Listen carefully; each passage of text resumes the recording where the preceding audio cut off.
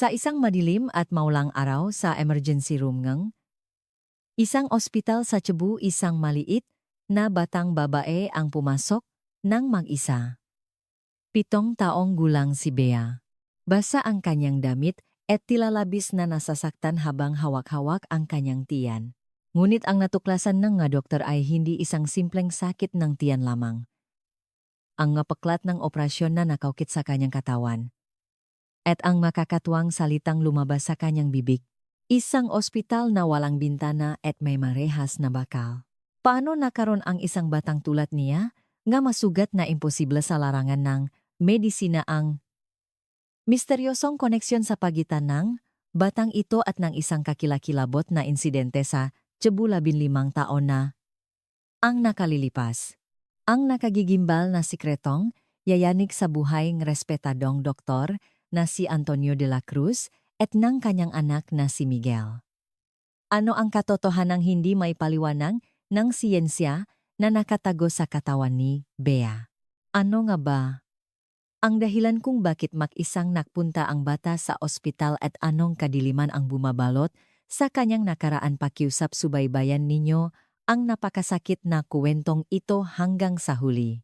Nasaan man kayo nanonood, mag-subscribe at i-like ang aming channel at iwan ang inyong mga salubin sa comment section. Bawat reaksyon mula sa inyo ay malaking tulong para sa amin.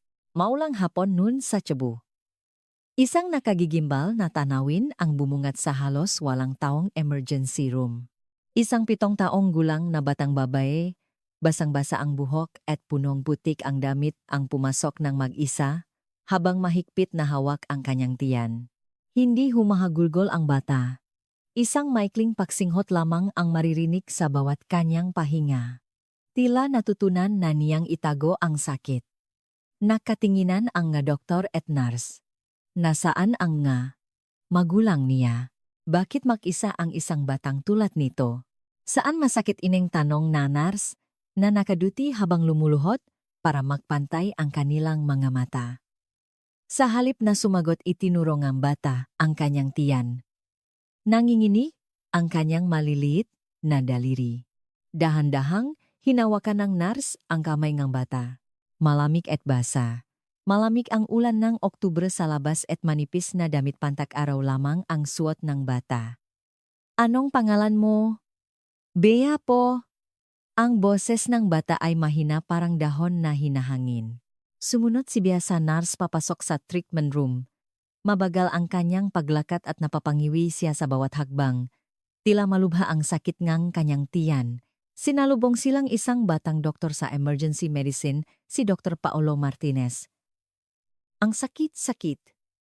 Siguro ng tiyan mo. Paano ka nakarating dito ng mag-isa? Yumuko si Bea at sasahig lamang nakatingin. Sumakay po ako ng bus. Nakatinginan ng may pagtataka ang doktor at nurse.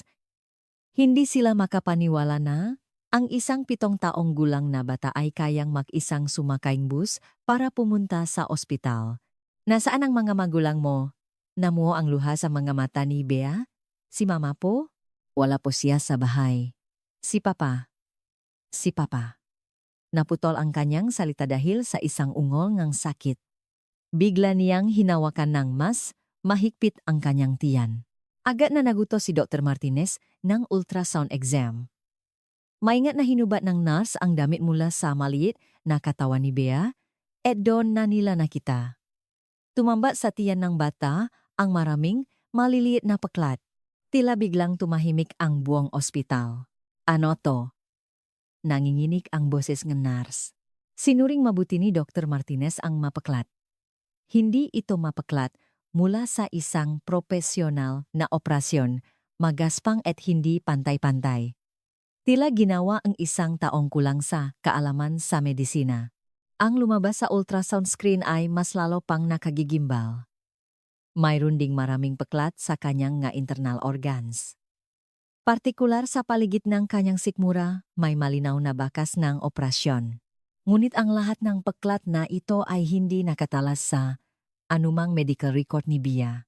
Anong nangyari sa batang to? Pabulong na tanong ni Dr. Martinez sa nurse. Umiling ang nurse. Dumaan kay siya sa isang illegal na operasyon. Pero sa isang batang ganito kabata agad silang tumawag sa pulisya. Mataas ang posibilidad any child abuse. Inabutan ng nurse si Bea ang isang basong tubig. Dahan-dahan itong uminom habang maingat na pinakmamasdan ang paligid. Tila handa siyang tumakas anumang oras. Bea, saan ka nakatira? Malumanay na tanong ni Dr. Martinez. Umiling si B. Hindi ko po alam. Ako po. Biglang nanginig ang kanyang boses. Nasa isang madilim na lugar po ako. Isang ospital na walang bintana at may mga rehas na bakal. Nakatinginan muli ang doktor at nurse parehong nabigla. Isang ospital na may rehas na bakal, anong ibig niyang sabihin B?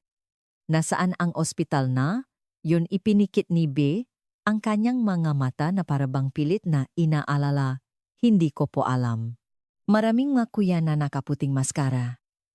Sila po ang nanakit sa akin. Lumaganap ang tensyon sa mga staff ng ospital. Tila hindi.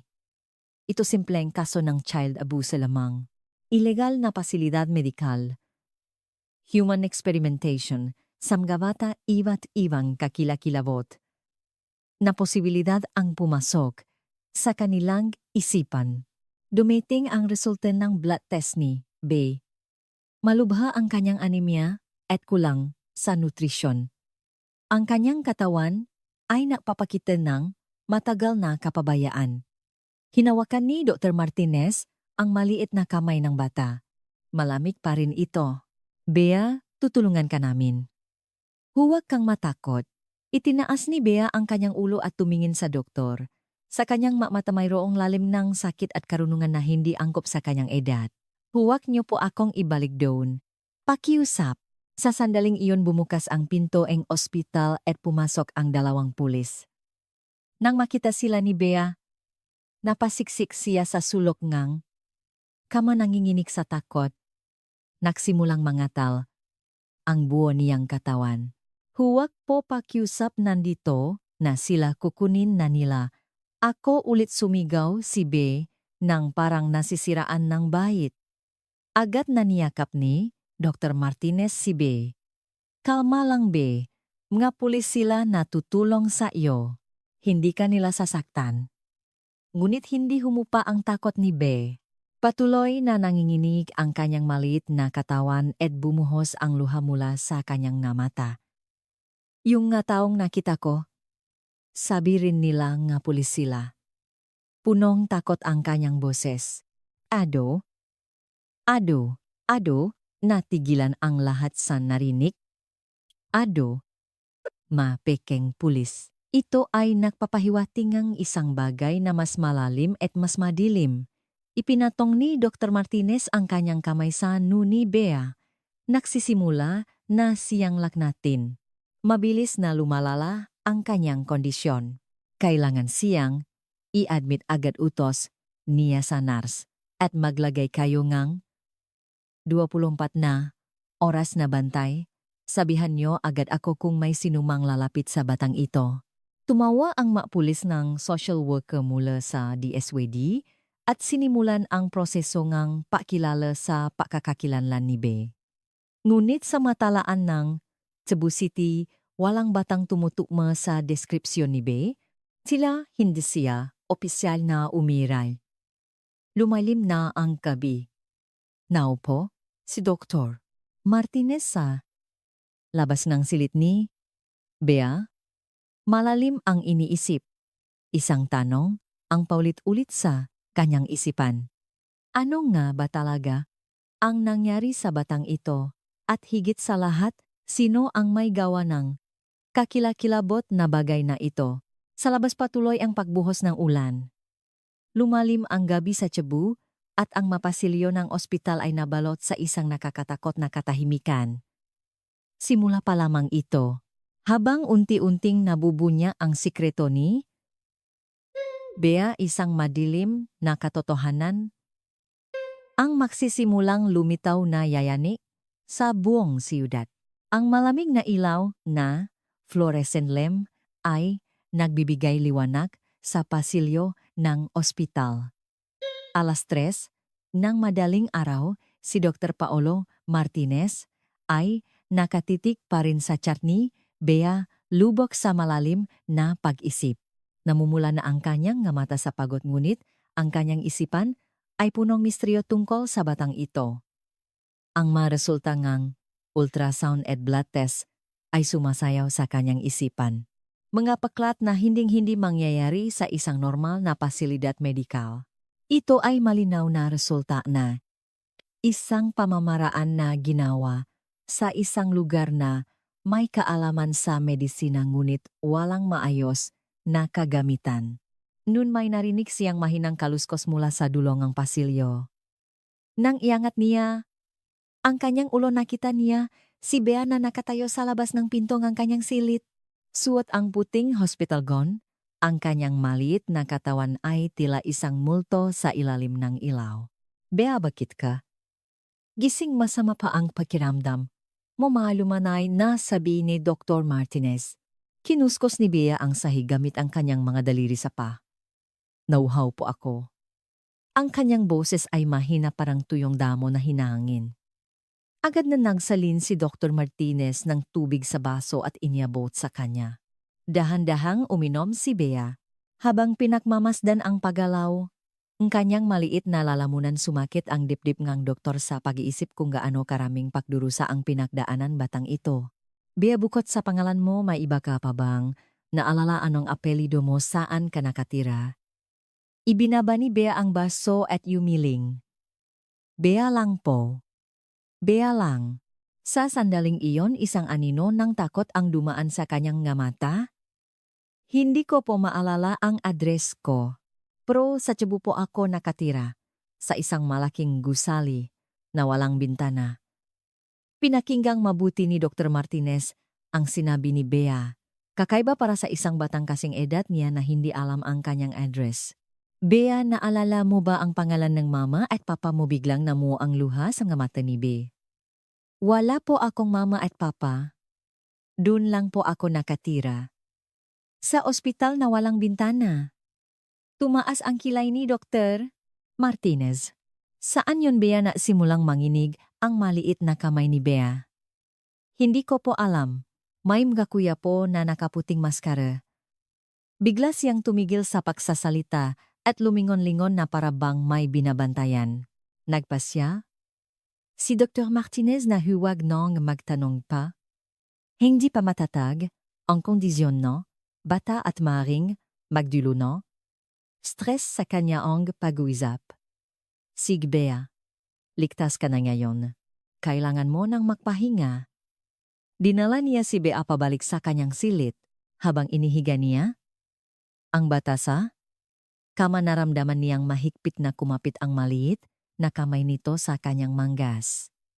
Huwag niyo po akong ibabalik doon, desperado ang boses ni Bea. Hinding-hindi yan mangyayari. Pangako, buong pusong sagot ni Dr. Martinez.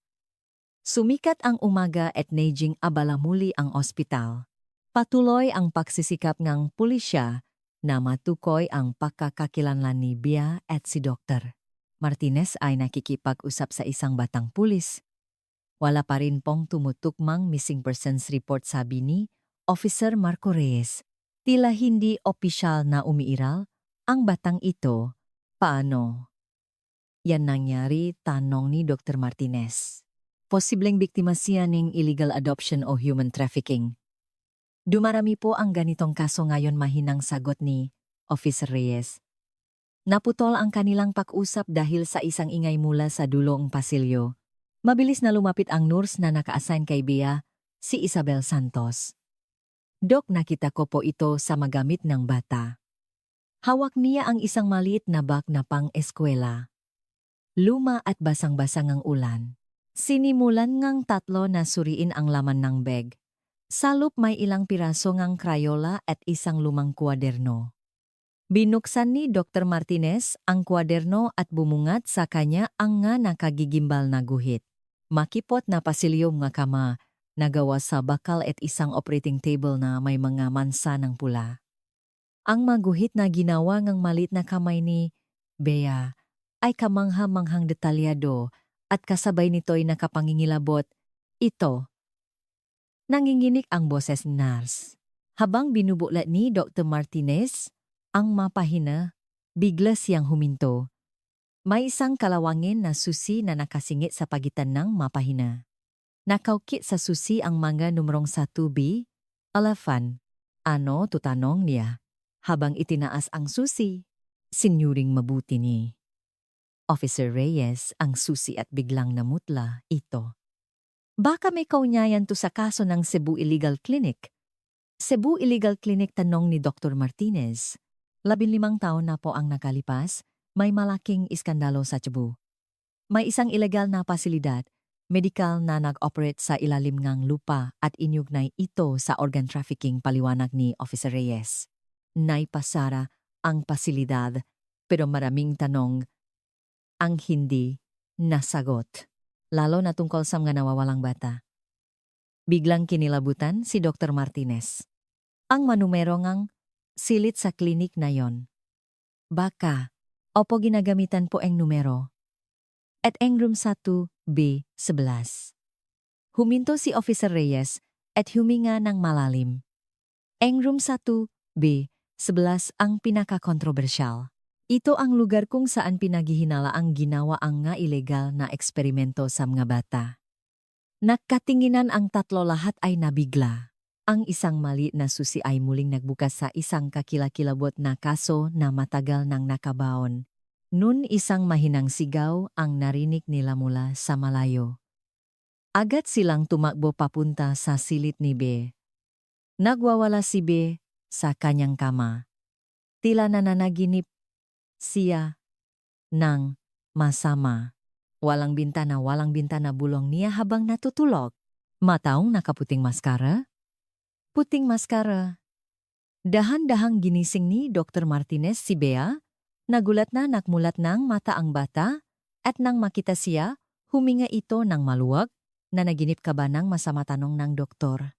Tumango si Bea. Napanaginipan ko na naman po yung ospital. Kagabi po nakita ko. Pero hindi po panaginip. Nagulat si Dr. Martinez sa sinabi niya. Kagabi, anong ibig mong sabihin? Bumalik po ako dun. Sa tuwing ipipikit ko po ang mata ko, palagi akong bumabalik doon, nanginginig ang boses ni Bea. Nakpalitan ng makahulugang tingin si Dr. Martinez at Officer Reyes. Tila hindi kayang sukating ng imahinasyon ang trauma na dinanas ng batang ito. Sa kabilang bahagi ng ospital, isang bagong karakter ang lumitaw. Isang bata at masigasig na pediatrician sa kalagitnaan ng kanyang 40 taon, si Dr. Miguel de la Cruz. Narinig niya ang tungkol sa kaso ni Bea. At kusang loob na nag-alok na siya ang maging attending physician. Dr. Martinez, ako na po ang hahawak sa kasong ito, sabi ni Dr. de la Cruz. Espesyalista ako sa pediatric trauma. Gusto kong tulungan ang batang ito. Nagpapasalamat na inabot ni Dr. Martinez ang chart ni Bea. Habang sinusuri ni Dr. de la Cruz ang chart, napansin niya ang mga litrato na peklat sa tiyan ni Bea. Hindi ito karaniwang mga peklat nega operasyon bulong niya. Para itong nga bakas ng isang eksperimental na pamamaraan. Sinuri rin niyang mabuti ang resulta ng blood test ni Bea. May mga bakas ng kakaibang gamot. Tila isang substance na nasa clinical trial stage pa lang. Isang seryosong ekspresyon ang bumalot sa muka ni Dr. de la Cruz. Kailangan nating alamin kung ano ang nangyari sa batang ito. Nang hapong iyon, unang beses na nakilala ni Dr. de la Cruz si Bea. Dahan-dahan siyang lumapit sa bata at ngumiti. Hello, Bea. Ako si Dr. Miguel de la Cruz. Ako na ang mag-aalaga sa iyo mula ngayon. Maingat siyang tiningala ni Bea. Puno ngang pag-alinlangan ang kanyang mga mata. Huwag kang mag-alala. Hindi kita sasaktan, malumanay, nasabi ni Dr. de la Cruz. Dahan-dahang tumango si Bea, ngunit nanatiling tensyonado. Bea, naalala mo ba kung paano ka nakaroon ng mga sugat sa tiyan mo? Maingat na tanong ni Dr. de la Cruz. Tumingin si Bea sa labas ng bintana at nanahimik. Pakaraan nga ilang sandali, sumagot siya sa mahinang boses. Sa isang kwartong walang bintana, Sinaktan po ako nga taong nakaputing maskara. Gusto pang malaman ni Dr. De La Cruz ang iba pang detalye ngunit ayaw niyang lalo pang pahirapan ang bata. Sige Bea, magpahinga ka muna. Bukas na lang ulit tayo mag-usap. Nang akma na siyang alis sa silid biglang hinawakan ni Bea ang kanyang braso. Kumapit ang maliliit niyang daliri sa kanyang gown. Kagabi po nakita ko na naman ang ospital na yon bulong ni Bea. Pero hindi pa panaginip. Kinilabutan si Dr. De La Cruz sa sinabi ni Bea. Tinitigan niya ang nga mata ngang maliit na batang babae. Sa kanyang nga mata mayroong lalim ngang kalungkutan at takot na hindi angkop sa kanyang edad. At mayroon pang iba. Nakaramdam, si Dr. De La Cruz ang isang kakaibang pakiramdam na hindi niya may paliwanag. Tila may gustong iparating sa kanya ang batang ito. Isang bagay na napakahalaga, ang ulan ng taglagas sa Cebu ay tumatama sa mga bintana ng ospital. Sa kanyang opisina muling sinuri ni Dr. Miguel de la Cruz ang mga resulta ng pagsusuri kay Bea. Patuloy siyang binabagaba nga paklat sa loob ang katawan ng bata. Isang uri ng bakas ng operasyon na hindi pa niya nakita sa kanyang 15 taong karanasan sa medisina. Tila naging isang laboratorio ang katawan ng bata. Dumating na po ang mapulis ginising ng boses ng nurse ang kanyang pag-isip. Nakatayo sa pasilyo si Officer Marco Reyes at ang kanyang senior si Detective Ramon Castillo. Mabigat ang mukha ni Detective Castillo at sa kanyang mga mata ay mababakas ang pagod mula sa dekada nga pag-iimbestiga ng mga krimen. Dr. De La Cruz, ginagawa po namin ang lahat para matukoy ang pagkakakilanlan ng batang si Bea Pro. Wala pa rin kaming makitang tumutukmang.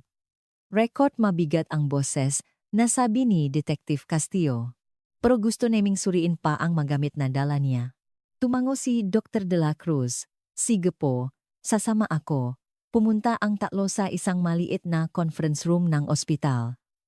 Sa ibabaw ng mesa ay nakalatak ang lumang bag ni Bea.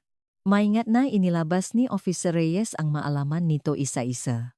Ilang krayola, isang pirasong ngang manika at ang lumang kwaderno. Dahan-dahang binuklat ni Detective Castillo ang kwaderno. Bawat pahina ay puno ng guhit na iginuhit ng nangingini na kamay ng isang bata.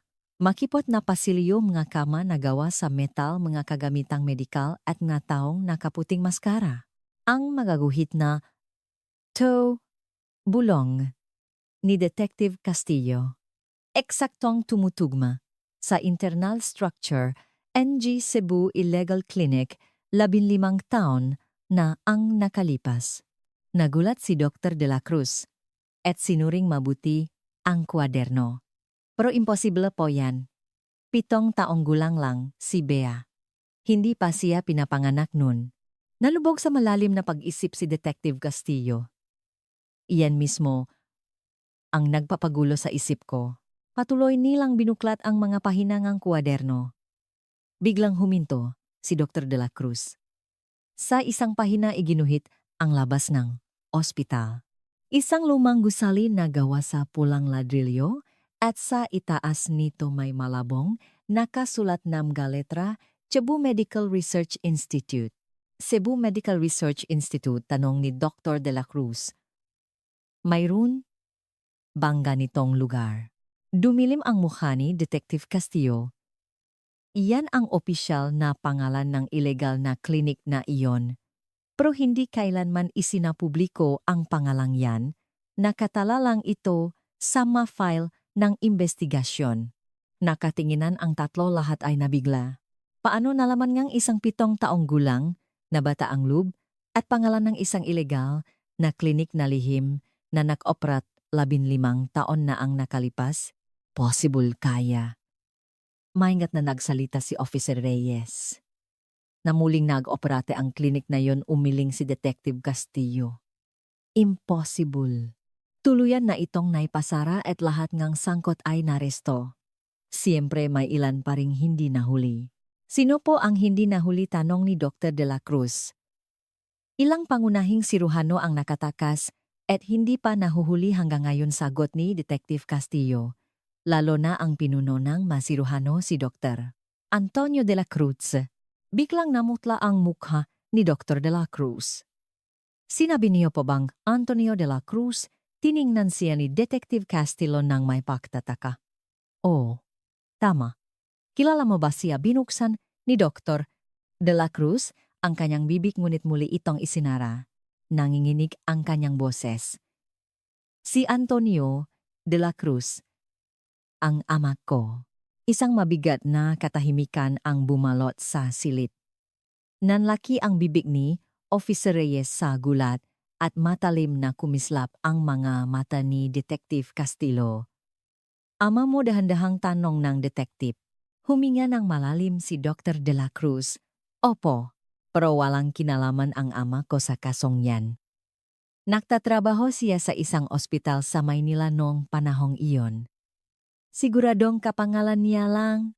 Hindi nagsalita si Detective Castillo nungit hindi maitago ng kanyang tingin ng pagdududa. Ang kalawangin na susi na nahulog mula sa kuwaderno ay kumikinang sa ibabaw ng mesa. Ang numrong 1B, 11 ay umakit sa tingin ng lahat. Ang susing ito, maingat na kinuha ni Detective Castillo. Eksaktong tumutugma sa Suzy eng Room 1B11 eng Cebu Illegal Clinic. Biglang natuyo ang lalamunan ni Dr. de la Cruz. Alam niyo po ba kung ano ang Room 1B11 lalong? Dumilim ang mukha ni Detective Castillo. Ang Room 1B11 ang lugar kung saan ginawa ang mga pinakakakilakilabot na eksperimento, lalo na sa mga bata. Naputol ang kanyang salita dahil sa pagbukas ng pinto. Mabilis na pumasok ang nurse na naka-assign kay Bea. Dokising na po si Bea, pero balisang-balisa siya. Patuloy po kayong hinahanap. Agad na tumayo si Dr. de la Cruz. Mga Ginoo, mamaya na po natin ituloy ang usapan. Mabilis siyang naktungo sa silid ni Bea. Habang naglalakad sa pasilyo, magulo ang kanyang isipan. Imposibleng masangkot ang kanyang ama sa ganito kakilakilabot na bagay. Isa siyang respetadong doktor at palaging inuna ang kapakanan ng kanyang nga pasyente. Ngunit bakit nabanggit ang pangalan ng kanyang ama sa kasong iyon? Pagdating niya sa silid, nakasiksik si Bea sa sulok kama. Nanginginig ang kanyang maliit na katawan at punong takot ang kanyang nga mata. Bea, ayos lang. Nandito na ako. Dahan-dahang lumapit si Dr. de la Cruz. Nang makita siya ni Bea, tila bahagyang kumalma ito, ngunit nanatiling mapabantay ang tingin. Sila. Hinahanap na nila ako. Sino ang naghahanap? Sayo? Tanong ni Dr. de la Cruz. Ang ngataw na kaputing maskara, nanginginig ang boses ni Bea. Hindi sila sumusuko. Babalikan nila ako. Hinawakan ni Dr. de la Cruz ang maliit na kamay ni Bea. Walang kukuha sayo. Poprotektahan kita. Namu ang luha sa mga mata ni Bea. Pangako po, pangako, matata na sagot ni Dr. de la Cruz. Nanahimik sandali. Si Bea at pagkatapos ay mahinang nagsalita. Dok, alam ko po ang pangalan nila. Bumilis ang tibok ng puso ni Dr. de la Cruz. Sino? Lumingon-lingon si Bea at sumanyas kay Dr. de la Cruz na lumapit. Lumapit ang kanyang labi sa tainga nito. Si Antonio de la Cruz. Siya po ang nagsimulang lahat. Tila tinamaan ng kidlat si Dr. de la Cruz. Umikot ang mundo sa kanyang paningin. Paano nalaman ng batang ito ang pangalan ng kanyang ama? Hindi napansin ni Bea ang kanyang gulat at nagpatuloy sa pagsasalita. At may iba pa pong matao, si Ricardo Santos, si Jose Mendoza, si Carlos Reyes. Para siyang nananaginip. Kilala niya ang nga pangalang iyon. Matagal nang nga kasamahan ng kanyang ama, lahat ay nga respetadong doktor. Paano nangyari ito? Bea, pilit niyang pinakalma ang kanyang boses. Paano mo nalaman ang nga pangalang? Yan yumuko si Bea. Naalala ko po ang maginawa nila sa akin. Pero 7 taong gulang ka lang. 15 taon na ang nakalipas, nangyari ang kasong Yon naguguluhang sabi ni Dr. De La Cruz. Itinaas ni Bea ang kanyang ulo at tiningnan siya. Sa kanyang nga mata mayroong lalim ngang kalungkutan na hindi angkop sa kanyang edad. Alam ko. Lang po. Sa labas ng silid tahimik na nakikinig si Detective Castillo sa kanilang pag-usap. Sa kanyang mamata may halong pagdududa at determinasyon. Lumabas si Dr. De La Cruz sa silid at huminga ng malalim sa pasilyo. Tila gumuho ang kanyang mundo. Ang respeto niya sa kanyang ama, ang tiwala niya sa medisina, lahat ay nayanig. Doktor. Ang boses ni Detective Castillo ang napabalik sa kanya sa realidad. Ngayong hapon iinspeksyonin namin ang dating gusali ng Cebu Medical Research Institute. Gusto niyo po bang sumama? Nakalinlangan sandali si Dr. De La Cruz. Gusto niyang malaman ang katotohanan, ngunit kasabay nito'y natatakot siya. Sa huli tumango siya. Sasama po ako? Nang hapong iyon bumalik si Dr. De La Cruz sa kanyang opisina at binuksan ang kanyang computer. Hinanap niya ang kaso ng Cebu Illegal Clinic. Maraming artikulo ang lumabas, ngunit karamihan ay pawang mga paimbabaw na impormasyon lamang. Walang nagbanggit sa mga pangalan ng totoong doktor o sa eksaktong detalyeng krimen. Mas malalim pa siyang nahanap. Pinasok niya ang database ng mga medical record at hinanap si Antonio De La Cruz. Perpekto ang resume ng kanyang ama. Summa cum laude sa UP College of Medicine Fellowship sa Johns Hopkins sa Amerika at maraming matagumpay na operasyon.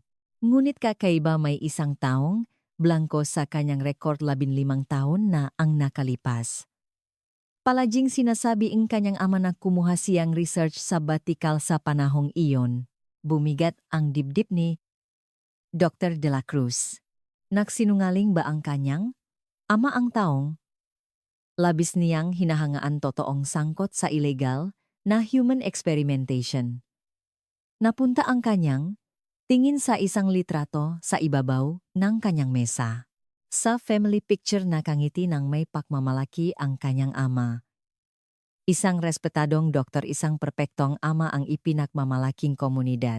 Lahat ba yon ay kasinungalingan? Nun tumunok ang kanyang telepono. Kela ID papa. Tinitigan ni Dr. De La Cruz ang telepono. Nanginginig ang kanyang daliri.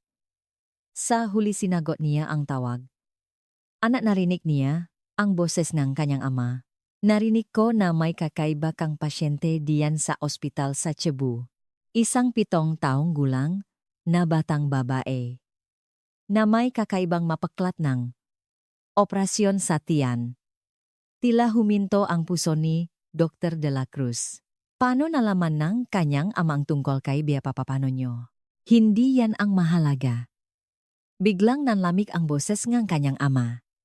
Huwag mo nang alamin pa ang tungkol sa batang iyan, anak. May mga bagay sa mundo na mas mabuting manatiling nakabaon. Naputol ang tawag. Ibinaba ni Dr. De La Cruz ang telepono na bigla. Sa labas ng bintana nagsimulang dumilim ang kalangitan ng Cebu. At alam niya, gaano man niya gustong itanggi ang katotohanan, ay unti-unti nang lumalabas mula sa kadiliman.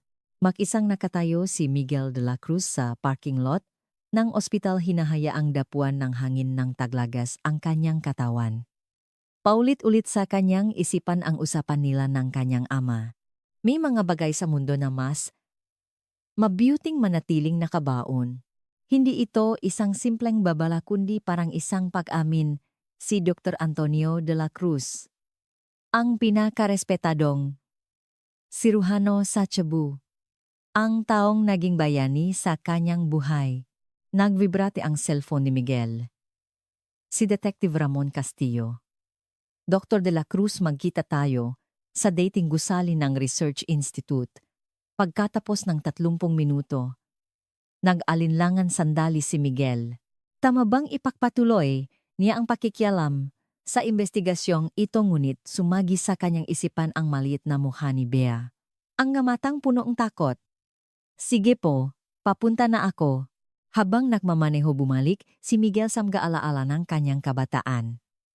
15 taon na ang nakalipas, noong high school pa siya, madalas na umaalis ang kanyang ama tuwing weekend para sa isang espesyal na pananaliksik. Palaging misteryoso at hindi kailanman nagbabahagi ng detalye. At minsan isang beses lang isinama siya ng kanyang ama sa lugar na iyon. Malabo na ang alaala ngunit naalala pa niya ang makipot na pasilyo at mga saradong pinto. Pagdating niya sa isang luma at industrial na lugar sa labas ang Cebu naghihintay na sina Detective Castillo at Officer Reyes. Sa likod nila nakatayo ang isang abandonadong gusali na gawa sa pulang ladrilyo. Isang karatula kung saan malabong nababasa pang Cebu Medical Research Institute ang umugoy sa hangin. 15 taon na itong abandonado, sabi ni Detective Castillo. Kinuha ito ang gobyerno pagkatapos ang insidente, pero walang gustong gumamit sa gusaling ito. Maingat na pumasok ang tatlo sa gusali. Ang malabong liwanag na pumapasok sa mga basak na bintana lamang ang nagbibigay liwanag sa loob. Ang lobi na punong alikabok at sapot ay mayroon paring sahig na gawa sa marmol, isang pahiwating ng dati nitong karangyaan. Sa labas mukha itong isang mamahaling Medical Research Institute, paliwanag ni Detective Castillo. Nag-alok daw sila ng cosmetic procedures at advanced medical services para sa mayayaman. Pero ang toto, hindi na niya tinapos ang sasabihin. Hindi na kailangan. Nakakita sila ngang hagdanan papuntang basement. Sa ibabaw ngang kalawangin na pinto ay may nakasulat na bawal pumasok. Authorized personnel only. Habang bumababa sila, sa hagdan bumibilis ang tibok ng puso ni Miguel. Sa hindi malamang dahilan pamilyar ang pakiramdam. Tila matagal na siyang nakapunta rito. Ang pasilyo sa basement ay kamangha-manghang tugma sa mga guhit ni Bea. Mahabang pasilyo na may mapinto sa makabilang panig, bawat isa ay may numero. Nagsimula sila sa room 1. Ang room 1B, 11 ay nasa dulo ng pasilyo, sabi ni Detective Castillo. Habang naglalakad sila lang bumibigat ang dibdib ni Miguel. Ang magabakas ng paggamit ng kagamitang medikal sa pader ang malabong mansa sa sahig. At bigla huminto siya. Sa tapat ng room 2. Biglang bumuhos ang mag-aalala kay Miguel. Noong araw na dinala siya ng kanyang ama. Ipapakita ko sa iyo kung paano may liligtas ng siyensya ang sangkatauhan, sabi ng kanyang ama. At sa likod ng pintong ito, nanginginig si Miguel. Mahinang iyak ang kalmadong boses ng kanyang ama. At biglang katahimikan. Dok, ayos lang po kayo, tanong ni Officer Reyes? Dahan-dahang tumango si Miguel ngunit maputla ang kanyang muha. Tuloy tayo. Sa wakas narating nila ang room 1B, 11. Mahigipit na nakakandado ang gipinto. Inilabas ni Detective Castillo ang kalawangin na susi mula sa bag ni B. Pumasok ang susi sa kandado. Gumalaw ang pinto at bumukas. Madilim salop ngunit ang liwanag ng flashlight ay nagbunyag. Isang nakagigimbal na tanawin. Sa gitna ay isang operating table at sa paligid nito ay may iba't ibang kagamitang medikal na naroon pa rin. Sa pader may mga litrato, mga bata.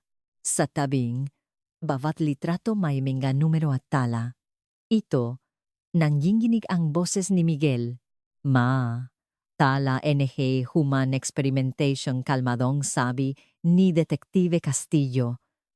Dito, hinawa ang mga ilegal na drug testing at operasyon sa mga batang galing sa ampunan. Tiningnan ni Miguel ang mga litrato sa pader. Lahat ay mga bata. Puno ang takot at desperasyon ang kanilang mga mata. At sa huling litrato napahinto siya sa pahinga. Malinaw na si Bea iyon, ngunit nang tingnan niya, ang petsa ito ay 15 taon na ang nakalipas. Paano? Paanong possible to, pabulong na sabi ni Miguel? 7 taong gulang si Bea. Hindi pa siya pinapangana noong kinunan ang litratong to. Naguguluhan din si Detective Castillo. May kakaibang nangyayari rito.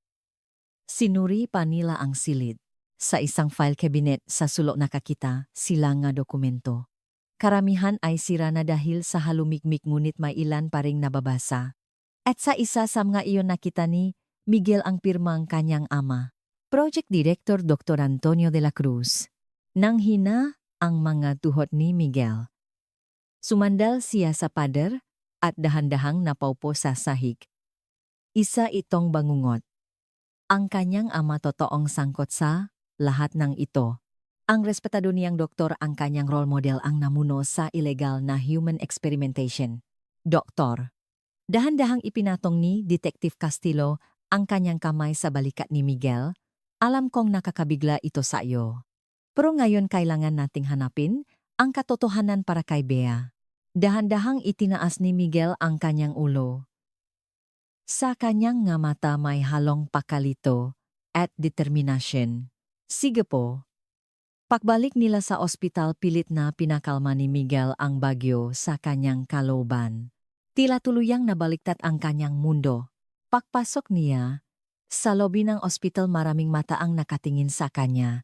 May narinig siyang nga bulungan. Ayan ang anak ni Antonio de la Cruz.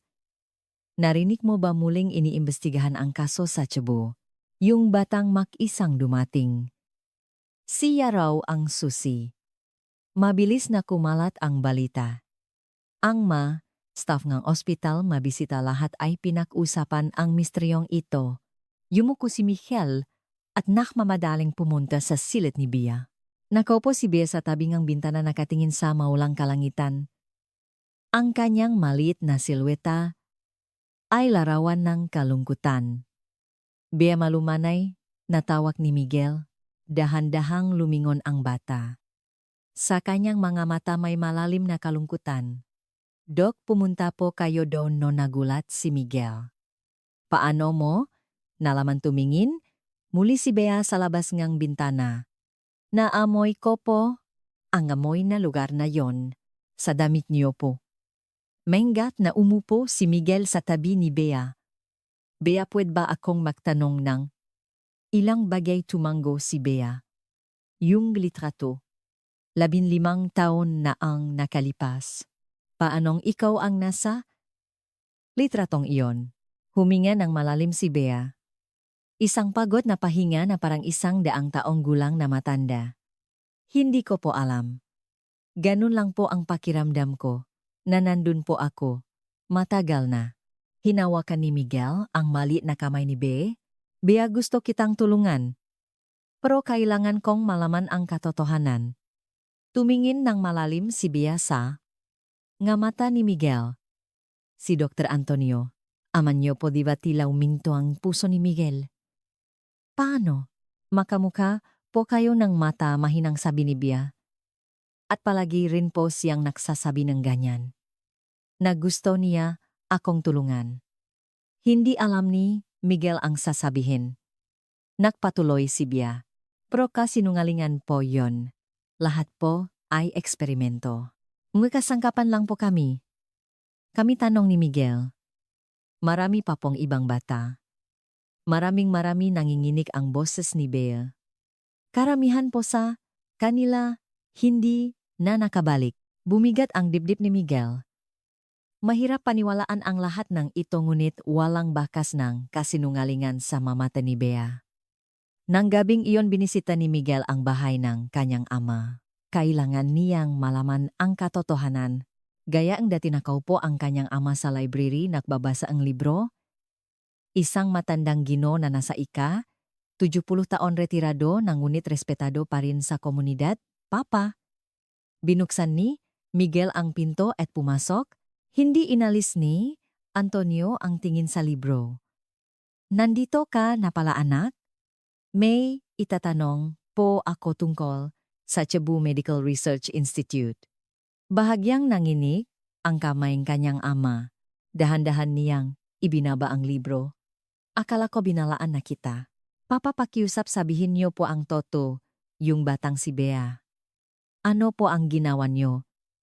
Sa kanya, isang kakaibang kislap ang dumaan sa mga mata ni Antonio. Pagsisisi, panghihinayang o galit ang pag-unlad ng siyensya ay minsan nangangailangan ng sakripisyo. Miguel, nabigla si Miguel. Kung ganon, Toto po tumingin ang kanyang ama sa labas ng bintana at huminga ng malalim. Mababa at mabigat ang kanyang boses. May gabagay sa mundo na mas mabuting manatiling nakabaon. Nasusuka si Miguel. Ang kanyang bayani ang kanyang role model ang kanyang ama ang nasa likod ng isang malupit na eksperimento. Mula pakabata nangarap siyang maging tulad ng kanyang ama kaya siya naging doktor. Para tumulong sa mga pasyente, para makalaktas ang buhay. At ngayon ang pagbabalik ng batang iyon ay tadhana biglang sabi ang kanyang ama. Siguro dumating na ang panahon para pagbayaran ko ang aking makasalanan. Tiningnan ni Miguel ang kanyang ama. Sa unang pagkakataon isang matanda at pagod na tao lamang ang nakita niya. Hindi na ang dakilang doktor kundi isang taong dinadaganan ng makasalanan ng nakaraan. Hindi ko po pagtatapan. Ang makasalanan niyo, Papa matatak na sabi ni Miguel. Para kay Bea at sa iba pang mga bata, dapat lumabas ang katotohanan. Matagal, nananahimik si Antonio. Sa huli, tumango siya. Inaasahan ko na yan. Dahil ikaw, ang palaging taong gusto kong maging. Umalis si Miguel sa bahayang kanyang, ama huminga ng malalim sa malamig na hangin ng gabi, isang mahirap na desisyon ang nasa kanyang harapan. Poprotektahan ba niya ang kanyang ama o papa ni kay Bea? At sa katotohanan ngunit, sa kaibuturan ng kanyang puso alam na niya ang sagot. Maagang umaga mas tahimik kaysa karaniwan ang mga pasilyo nga, Cebu General Hospital. Dumating si Dr. Miguel de la Cruz na may pagod na mukha hindi nakatulog ng maayos. Paulit-ulit sa kanyang isipan ang usapan nila ng kanyang ama. Ang maaliwalas na kalangitan pagkatapos ng ulan ay tanaw mula sa bintana ngunit ang kanyang puso ay puno pa rin ng maitim na ulap. Mabilis na lumapit sa kanya ang nurse na si Isabel Santos. Dok bilisan niyo po si Bea po, biglang nilaknat ng mataas kaninang umaga. Agad na tumakbo si Miguel papunta sa silid ni Bea, nakahiga si Bea sa kama. Basang-basa ang pawis ang kanyang maliit na mukha at maputla. Mabilis ang kanyang pulso at mababawa ang pahinga. Umakyat po sa 40 degrees. Ang laknat niya sabi ang nurse. Binigyan na namin ng antibiotics pero walang epekto. Agad na nagutos si Miguel ngang karagdagang pagsusuri. Blood test, urine test at CT scan. Hinawakan niya ang kamay ni Bea. Mainit? Bea ayos lang. Nandito ako. Tutulungan kita. Ngumiti ng bahagya si Bea. Halos nakapikit na ang kanyang mamata. Dok nakita ko na naman po yung kwarto. Yung room 1B, 11. Kinabahan si Miguel. Panaginip ba umiling si Bea? Bawat kilos niya ay tila isang malaking pagsisikap. Hindi po panaginip. Nandun po talaga ako. Kagabi. Naguluhan si Miguel. Magdamag na nasa kamangang ospital si Bea, May 24, oras na nurse na nagbabantay sa kanya. Paanong nakapunta siya ron Bea? Baka masamang panaginip lang yon? Magdamag kang nandito. Isang kakaibang kislap ang dumaan sa mamata ni Bea. Ang katawan ko po nandito. Pero ang isip ko po nandun. Nakita ko po silang lahat. Ang ginawa nila sa akin. Ipinatong ni Miguel ang kanyang kamay sa noo ni Bea. Patuloy na tumataas ang lagnat. Bigyan niyo ng mas malakas na gamot sa lagnat utos niya sa nurse. Matagal ang paghihintay bago lumabas ang mga resulta eniga pagsusuri. Nag-alalang naghintay si Miguel sa labas ng silid ni Bea. Lumapit sa kanya si Detective Ramon Castillo. Dok Nasuri, napo namin ang mga dokumentong nakuha natin kagabi. Sa kasamaang palat karamihan ay sira na pero may ilang mahahalagang impormasyon kaming nakuha. Nag-focus si Miguel. Anong impormasyon po? May isang sikretong pananaliksik na tinawag na Project Phoenix. Isang eksperimento para palakasin ang self-healing ability ng katawan ng tao, partikular na ginawa sa mga bata. Bumaba ang boses ni Detective Castillo at ang ama niyo po ang pinunong proyektong iyon. Nanigas ang muka ni Miguel. Ano pa po? Marami sa mga batang subject ng research ang namatay sa proseso ng eksperimento. Pero may isang bata na espesyal. Isang bata na nagpakita ng kamanghamanghang kakayahang gumaling. Ang numero niya ay 11. Ang pangalan niya, Bea Pabulong, na sabi ni Miguel. Nagulat si Detective Castillo. Paano nyo nalaman? Hindi sumagot si Miguel. Sa kanyang isipan nag-ugnay na ang nga piraso ng puzzle, ang nga sinabi ni Bea. Ang kaalaman niyang hindi angkop sa kanyang edad. Ang litrato 15 taon na ang nakalipas, ngunit hindi pa rin ito makatuwiran. Paano nangyari na ang batang subject ng eksperimento 15 taon na ang nakalipas, ay 7 taong gulang pa rin ngayon?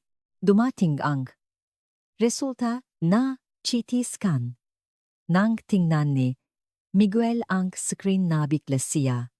Malinaw na may magabakas na operasyon sa tiyan ni Bea.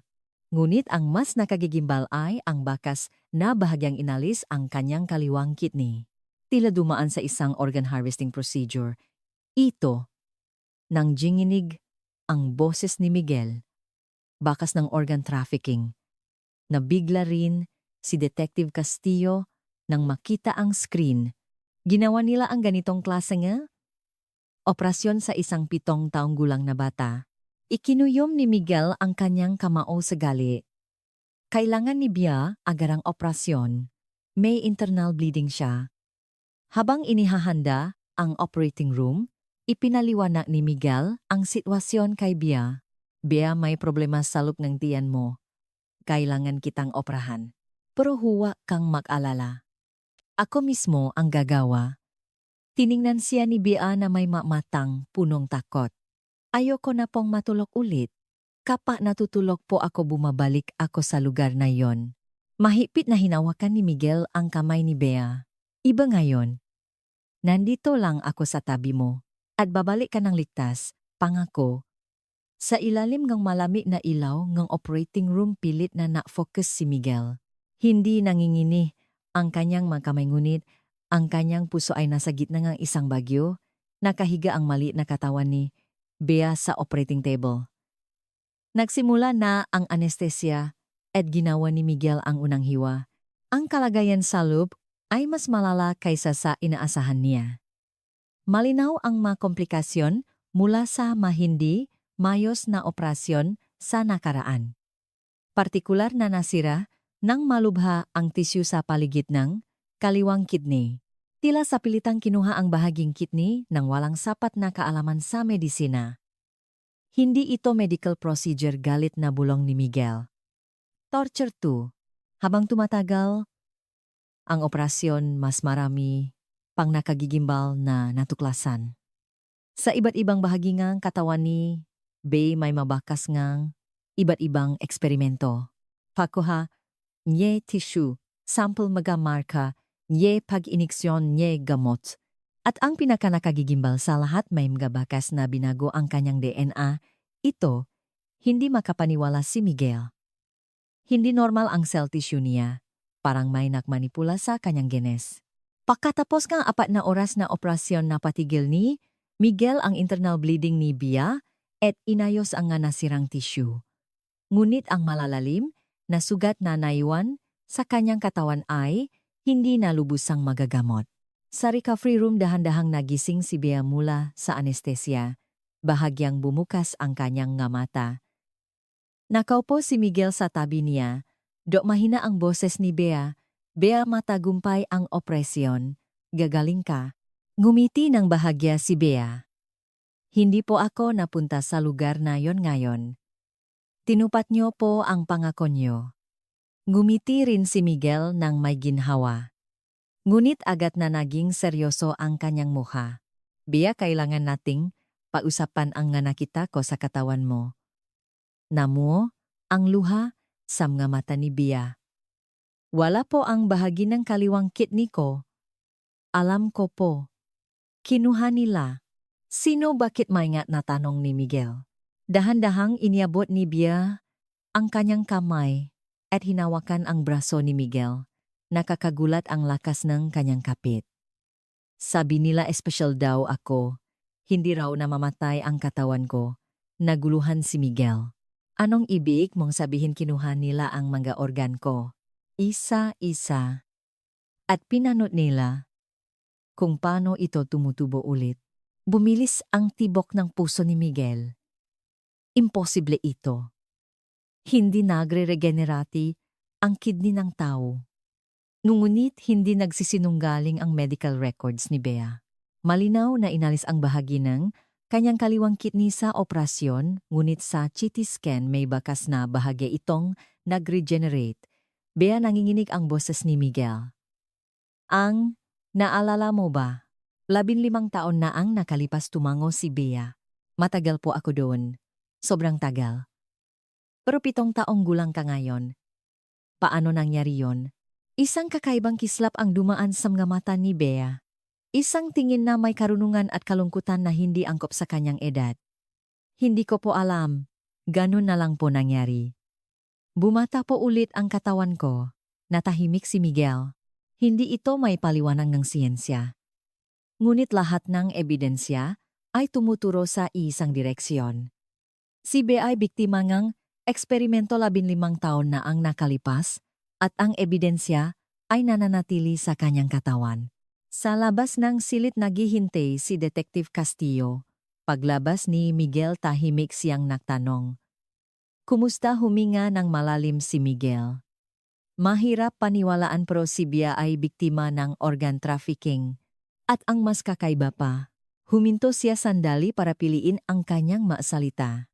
Ang kanyang katawan ay nagpapakita ng hindi normal na kakayahang mag-regenerate, nanlaki ang mata ni Detective Castillo. Project Phoenix. Opo, tumango si Miguel. Tila nagtagumpay ang eksperimentoan ama ko sa isang paraan. Pero ang kapalit, tiningnan niya ang maliit na batang babae sa loob ang silid ay napakalaki. Nang gabing iyon nagsimulang maktipon ang mga reporter sa paligid ng ospital. Habang muling lumulutang ang kaso ng Cebu Illegal Clinic, tumutok ang atensyon ng media. Lalo na nang kumalat ang balita tungkol sa isang 7 taong gulang na batang babae na milagrosong nakarating mag-isa sa ospital. Si Bea ay biglang naging sentro ng misteryo. Mula sa rooftop ng ospital tinitigan ni Miguel ang kalangitan na lulunot sa pag-isip. Ang kanyang buhay ay nagbago sa isang iglap. Ang ama na labis niyang hinahangaan ay may itinatagong kakilakilabot na sikreto at sa gitna ng sikretong iyon ay isang maliit na batang babae at ngayon nasa sangandaan siya. Ibubunyag ba niya ang katotohanan at ipapaalam sa mundo ang krimen ng kanyang ama o mananahimik na lang? Ang kanyang isipan ay bumalik kay Bea. Ang tingin niya kay Miguel nang magising siya. Pamilyar po sa akin ang boses niyo. Nandun po kayo sa kwartong yon. Kinilabutan si Miguel. Anong ibig sabihin nun? Hindi niya namalayan bumalik siya sa mga alaala ng kanyang kabataan. 15 taon na ang nakalipas noong dinala siya ng kanyang ama sa klinik. Ano nga ba talaga ang nakita niya? At nandun ba si Bea nun? Ang apartment ni Miguel de la Cruz ay tahimik sa gitna ng kadiliman gabi. Ang tunok lamang nga pata nga ulan sa bintana ang bumabasak sa katahimikan. Nakaupo siya sa sofa, hawak ang isang lumang photo-album. Mga litrato mula 15 taon na ang nakalipas noong high school pa siya, mga litrato kasama ang kanyang ama. Noong panahong iyon, ang kanyang ama ang pinakarespetadong doktor sa buong mundo para sa kanya. Dahan-dahang binukla ni Miguel ang mapahina. Huminto siya sa isang litrato, siya at ang kanyang ama nakatayo sa harap ng isang gusali. Pulang ladrilyo. Alam na niya ngayon kung ano ang gusaling iyon. Ang Cebu Medical Research Institute. Ang lugar kung saan ginawa ang mga kakilakilabot na eksperimento. Sa litrato nakangiti ng may pagmamalaki ang kanyang ama at ang 17 taong gulang na si Miguel ay nakangiti sa kamera habang nakaakbay sa kanyang ama. Mukha silang isang ordinaryong maama. Ngunit ngayon alam na ni Miguel ang madilim na katotohanang nakatago sa likod ng litratong iyon. Bakit niyo po ako dinala dun, papabulong ni Miguel? Sa kanyang boses may halong pagtataksil at pagkalito. Tumunok ang telepono. Ang kanyang ina. Miguel puno ngang pag-alala ang boses ng kanyang ina. Nakita ko sa balita. Muli raw iniimbestigahan ang kaso sa klinik sa Cebu huminga ng malalim si Miguel. Opo ma. At tila may kinalaman si Papa. Isang mahabang katahimikan ang sumunod sa kabilang linya. Sa wakas nagsalita ang kanyang ina sa mahinang boses. Iniisip ko na malalaman mo rin ito balang araw. Bumilis ang tibok ng puso ni Miguel. Alam niyo rin po hindi? Lahat nanginginig ang boses ng kanyang ina. Ang papa mo palaging sikreto, ang kanyang nga pananaliksik. Pero noong taong iyon nagbago siya. Gabi na, umuwi minsan ilang araw hindi umuwi. Palaging pagod at may ibang kislap sa kanyang mga mata. Huminga ng malalim si Miguel. Madinala po ba ako ni Papa doon sa Cebu Medical Research Institute muling katahimikan? Nanginginig na sumagot ang kanyang ina. Isang beses, nung high school ka. Sabing papa mo isang pakakataon daw, yun para matuto ka sa kanyang trabaho? Akala ko nun isa lang itong ordinaryong Medical Research Institute. Pero noong bumalik ka ng gabing iyon, ano po ang hitsura ko nun? Mamabilas na tanong ni Michal. Maputla ka? Pumasok ka sa kwarto mo nang walang kibo at halos 3 araw kang hindi kumain, nanginginig ang boses ng kanyang ina. Tinanong kita kung anong nangyari pero hindi ka nagsalita. At pagkatapos ng ilang araw kumilos ka na parang kinalimutan mo na ang lahat. Isang malabong alaala ang sumagi sa isipan ni Miguel. Makipot na pasilyo, masaradong pinto, at ang room 1B11. Ano ang nakita niya ron at bakit napakalabo nga alaalang iyon? Miguel ginising ng boses ng kanyang ina ang kanyang pag-isip. Ano man ang matuklasan mo mag-ingat ka. Ang papa mo, mabuting tao siya. Pero minsan binabago siyan siyensya. Pagkatapos ng tawak lumakat si Miguel papunta sa bintana at tiningnan ang maulang kalye. Magulo ang kanyang isipan. Paulit-ulit sa kanyang isipan ang mga salita ni Bea. Pamilyar po sa akin ang boses nyo. Nandun po kayo sa kwartong yon. Nakilala ba talaga niya si Bea ron 15 taon na ang nakalipas nung binisita niya ang klinik kasama ang kanyang ama? At bakit halos nakalimutan na niya ang alaalang iyon biglang nahilo si Miguel? Bumuhos sa kanyang isipan ang mapira-pirasong alaala. Mataong nakaputing gown maliliit na anyusam nga kamanagawa sa metal mahinang iyak at ang kalmadong boses ng kanyang ama. Ito ang kinabukasan ng medisina Miguel. Malalampasan natin ang limitasyon ng tao. Bumasa ang malamig na pawis sa kanyang no. Totoo ba ang mga alaalang ito o produkto lang ng kanyang imahinasyon kinabukasan maagang dumating si Miguel sa ospital para tingnan ang kalagayan ni Bea? Nagsisimulan ng dumami ang nga reporter sa pasilyo at pinipigilan sila ngang mga gwardiya nga ospital.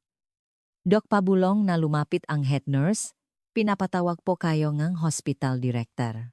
Kailangan daw pong kontrolin ang media tungkol sa kasong ito. Tumango si Miguel ngunit ang kanyang isipan ay nasa kay Bea na. Nakmamadali siyang pumunta sa kanyang silid. Nakaupo si Bea sa tabing bintana. Kahit pagkatapos ang operasyon kamangha-mangha ang bilis ang kanyang pagaling. Ang kanyang katawan ay gumagaling sa paraang hindi may paliwana ng siyensya. Hello, Bea. Malumanay na sabi ni Miguel. Dahan-dahang lumingon si Bea. Sa kanyang mamata, may malalim na kalungkutan at isang kislap ngang pakilala. Dok, naalala nyo? Po ba yung gabing iyon? Bumilis ang tibok ng puso ni Miguel. Anong gabi nung pumunta po kayo doon? Sa unang pagkakataon maliit ngunit puno ngang katiyakan ang boses ni Bea. Bata pa po kayo. Pero naalala ko po ang nga mata nyo at ang boses nyo. Dahan-dahang umupo si Miguel sa tabi ni Bea. Bahagyang nanginginig ang kanyang makamay. Bea, 15 taon na ang nakalipas. Anong hitsura mo nun, paano mo ako naalala? Tumingin si Bea sa labas ng bintana. Ang sikat ng araw ng taglagas ay tumama sa kanyang maputlang mukha. Palagi po akong nandun. Hindi ko po alam kung paano lumipas ang panahon. Pero naalala ko po ang lahat. Lalo na ang mataong mabait. Namu ang luha sa mga mata ni Miguel. Nakilala ba talaga niya si Biaron at sinabi nitong naging mabait siya? Pero bakit wala siyang ginawa, bakit hindi niya sinubukang iligtas ang nga bata? Bea, hindi ko masyadong maalala kung anong nangyari nung araw na yon. Tiningnan siya ni Bea at bahagyang ngumiti. Ayos lang po, natakot po kayo. At may in-inject po sa inyo ang papa niyo. Pagkatapos po nun parang naging ibang tao na kayo. Isang bagong piraso nga, alala ang sumagi sa isipan ni Miguel. Ang kanyang ama tinutusok ang kanyang braso nga, isang hiringgilya, para mas makapag-focus ka Miguel. At pagkatapos nun kalabuan, may in-inject sa akin ang papa ko, nanginginig ang boses ni Miguel. Tumango si Bea.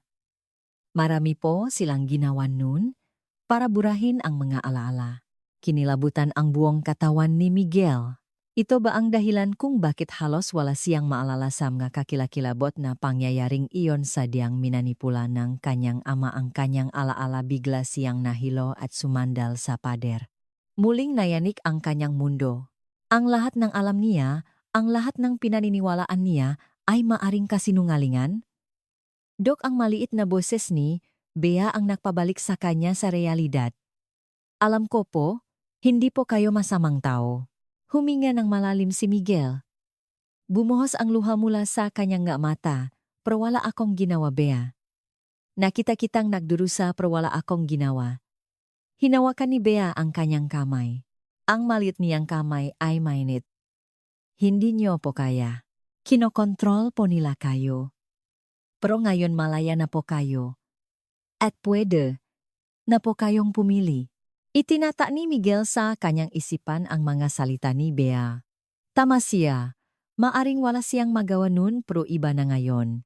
Ngayon nasa posisyon siya para ibunyag ang katotohanan. At iyon ang kanyang obligasyon. Sa pasilyongang ospital naghihintay si Detective Ramon Castillo. Seryoso ang kanyang mukha. Dok, hinaluhok po namin ang bahay nga. Ama niyo, tahimik na sabi ni Detective Castillo. Nakakita po kami nga nakatagong dokumento. Detalyadong talaan tungkol sa Project Phoenix. Namutla ang mukha ni Miguel. Ano po ang nakasulat? Mga tala na eksperimento sa mga bata, dosis na gamot, mga proseso na operasyon, at uminto sandali si Detektive Castillo. Isang listahan ng namatay. Mahigit 50 bata. Sumandal si Miguel sa pader. Nang hina ang kanyang nga binti, mahigit 50 bata. Lahat ay namatay dahil sa eksperimentong kanyang ama. At mayroon ding espesyal na feel tungkol kay Bea, patuloy ni Detective Castillo. Siya ang nag-isang matagumpay na kaso. Ang pagpapalakas ng kakayahan ng katawan na mag-regenerate. Ang kanyang mga selula ay nakpakita ngang hindi normal, nakakayahang gumaling at kahit na ang kakayahang baliktarin ang pagtanda, nabigla si Miguel. Pagbaliktad ng pagtanda, paano pong possible yon? Ayon sa mga tala, si B ay orihinal na 7 taong gulang, 15 taon na ang nakalipas. Ang kanyang katawan ay mabilis na lumaki sa prosesong eksperimento at sa isang punto naging isang babae na mukhang nasa 20. Ngunit pagkatapos nun sa hindi malamang dahilan ang kanyang mga selula ay nagsimulang gumana, nang pabalik at bumalik siya sa katawan ng isang bata. Natahimik si Miguel. Imposible. Ito sa siyensya. Nugunit ang mismong presensya ni Bea ay nagpapatunay na posible ang imposible. At bumaba pa lalo ang boses ni Detective Castillo. Mayroon ding talaan tungkol sa inyo. Tila huminto ang puso ni Miguel. Tungkol sa akin itinala kayo ang inyong ama bilang isang observer. Binigyan niya kayo ang gamot para manipulahin ang inyong alaala at pinagmasdan niya ang inyong reaksyon. Isang uringang side experiment. Tila may sumuntok sa dibdib ni Miguel. Ginawa siyang subject ng eksperimento ng kanyang ama, ang sarili niyang anak.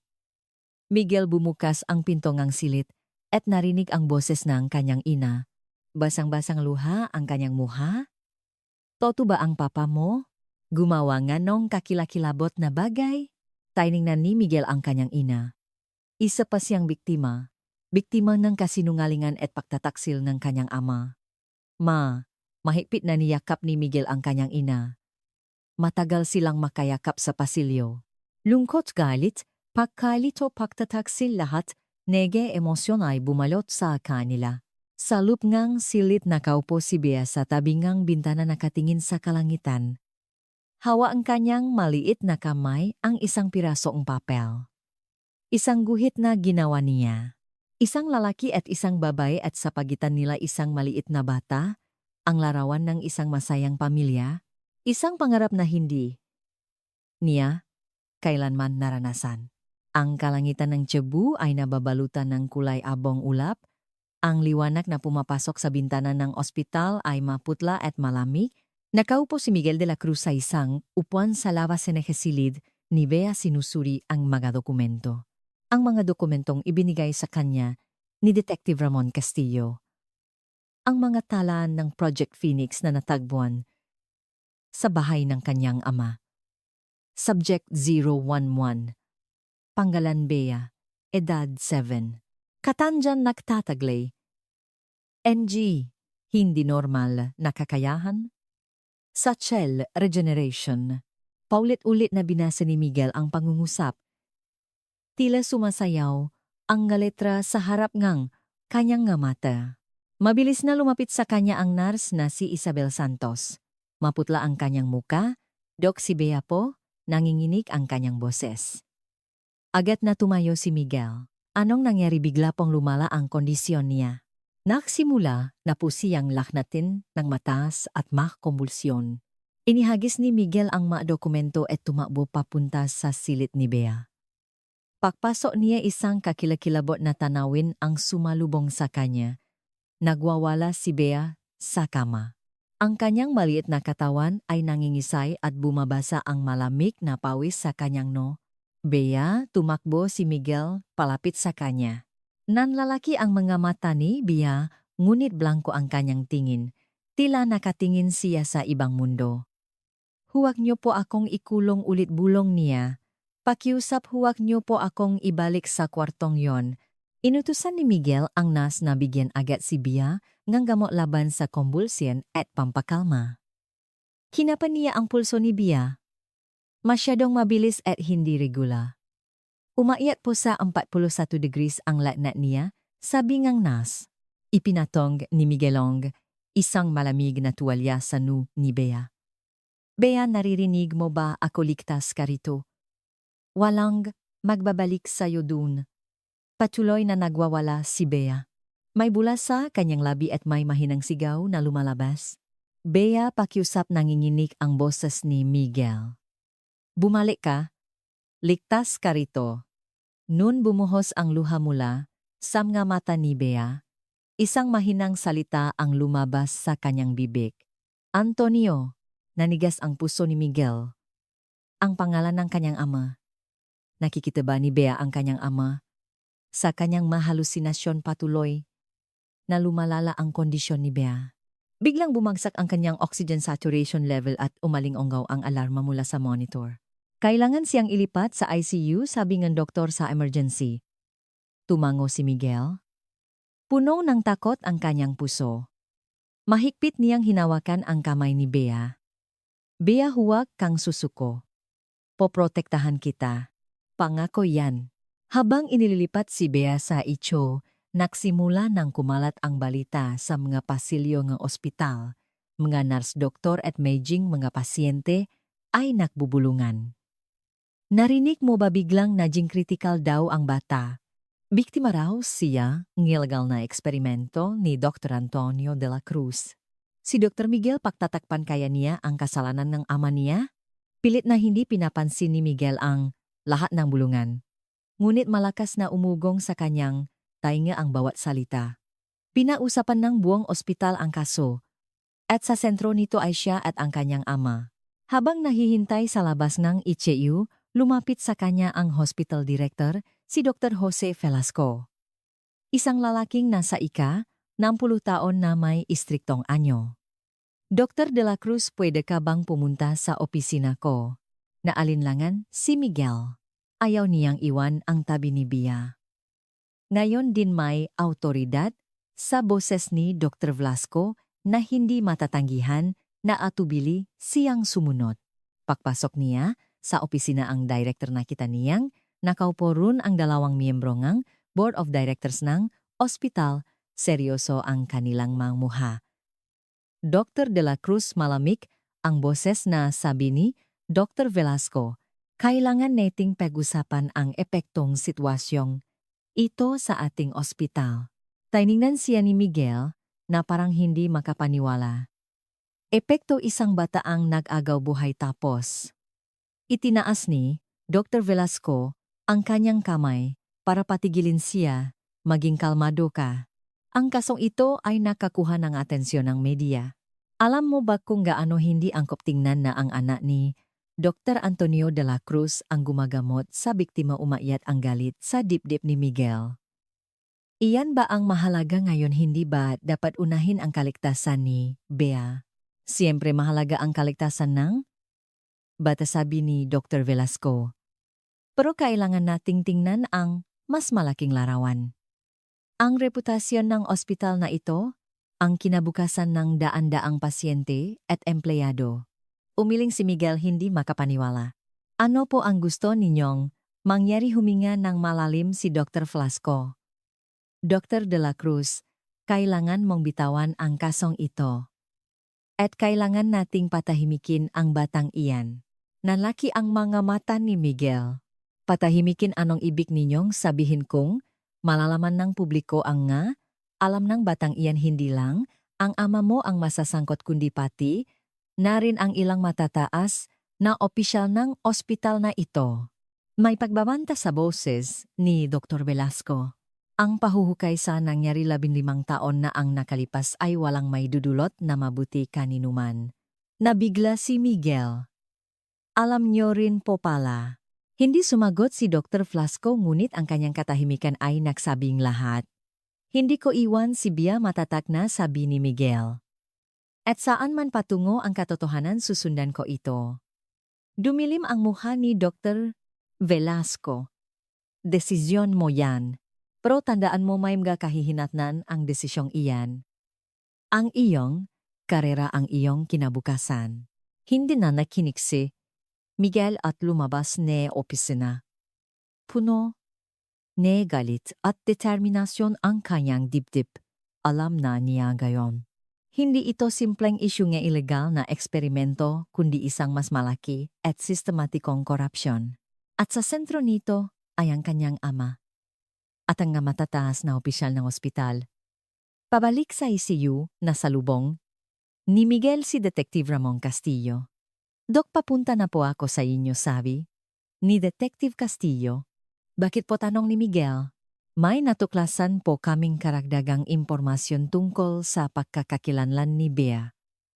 15 taon na ang nakalipas, may 20 bata ang sabay-sabay na nawala mula sa isang ampunan sa Cebu. Isa sa kanila si Bea. Bumilis ang tibok ng puso ni Miguel. May nalaman po ba kayo tungkol sa pamilya niya? Umiling si Detective Castillo. Ulila na po siya mula pa noong isinilang. Walang talaan tungkol sa kanyang mamagulang. Huminga ng malalim si Miguel. Sa gitnang lahat ng pagdurusa, si Bea ay talagang nag-iisa. Lalo siyang nakaramdam ng matinding determinasyon. Kailangan niyang protektahan si Bea at ipaglaban siya. Pagdating niya sa ICU, nakita niyang nakapalibo ang mga doktor kay Bea. Nanigas sa tako ang puso ni Miguel. Anong nangyari? Mabilis niyang tanong. Cardiac arrest po, sabihin na attending physician. Kasalukuyan po kaming nagsasagawa ng CPR. Nakita ni Miguel ang maliit na katawan ni Bea na tumataas baboy dahil sa CPR. Maputla ang kanyang mukha at nangingitim ang malabi. Pakiusap, Bea. Bulong ni Miguel. Huwag kang sumuko. Isang tuwid na linya na lamang ang nakikita sa heart monitor. Walang tigil ang tunog na alarma, bigyan ng epinephrine utos ang doktor. Inihanda ng nurse ang gamot at in-inject sa kanyang ugat. Lahat ay nag-abang nakatingin sa monitor. Ngunit walang pagbabago. Ihanda ang defibrillator. 100 joules. Isang kuryente ang dumaan sa maliit na dibdib ni Bea. Bahagyang umangat ang kanyang katawan at muling humiga nang walang kibo, wala pa ring aktibidad ang puso. Taasan sa 200 pangalawang shock. Pangatlong shock. Ngunit nanatiling tuwid ang linya sa monitor. Doktor tiningnan ng physician si Miguel. Sa kanyang nga mata may bakas ng pakatalo. Hindi matatak na sabi ni Miguel. Ipagpatuloy niyo. Hindi tayo pwedeng sumuko. Lumapit siya sa kamay ni Bea at hinawakan ang kamay nito, malamig at maliit na kamay. Bumulong siya sa taingan nito, Bea pakiusap bumalik ka. Patutunayan kong ligtas ka. Ibubunyag ko ang katotohanan, pangako. Biglang tumahimik ang lahat, tila huminto ang oras. At noon isang maliit na beep ang narinig, at isa pa, muling gumalaw ang linya sa heart monitor. Bumalik na ang pulso sigaw ng nurse.